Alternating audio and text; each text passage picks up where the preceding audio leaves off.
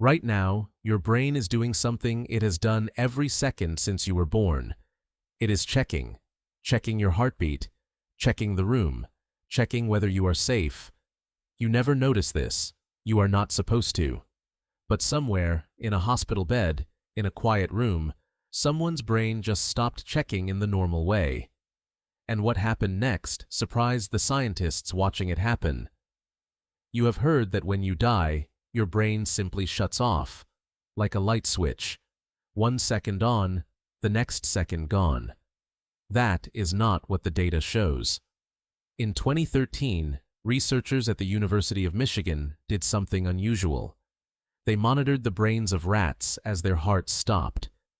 They expected to see the electrical activity fade out slowly, like a radio losing signal.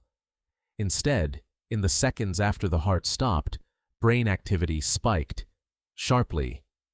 The rats' brains showed a surge of highly organized electrical signals, more synchronized than during normal waking life. For a brief window, the dying brain was not shutting down. It was lighting up. Why would a brain do that?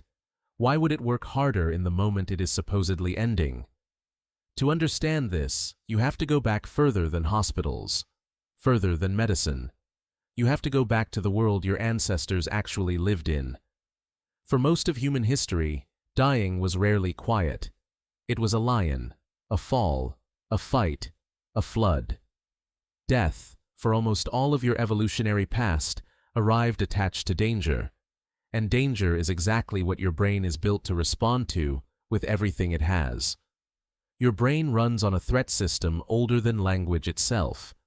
The amygdala, tucked deep in your temporal lobe, exists for one job: notice danger, respond fast. When your ancestors sensed real threat, that system did not calm down. It flooded the brain with signal, sharpened memory, slowed time down subjectively so more could be processed per second. That is not a flaw. That is the most useful trick your brain has. So when the body starts failing and oxygen begins dropping, the brain does not gently fade. It does the one thing evolution trained it to do in a crisis. It surges. In 2022, a case gave scientists their first direct human evidence of this.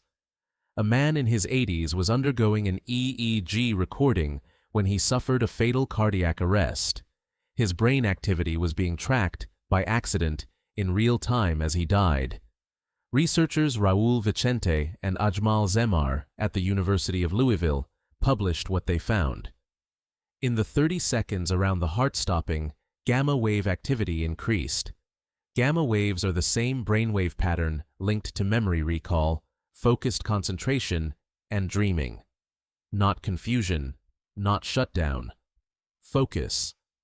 This may explain something people have described for centuries and doctors dismissed for just as long. The Life Review. Survivors of cardiac arrest, across cultures with no contact with one another, report the same strange experience. Vivid memories, not one at a time, but layered, fast, almost all at once. A childhood kitchen, a person's voice, a specific afternoon light. Dr. Sam Parnia, who led the AWARE study on consciousness during cardiac arrest, has spent years collecting these accounts from patients who were clinically dead and later revived. What he found again and again was not random noise, it was structure. Real memory activity occurring in a brain that machines said had no business generating anything at all.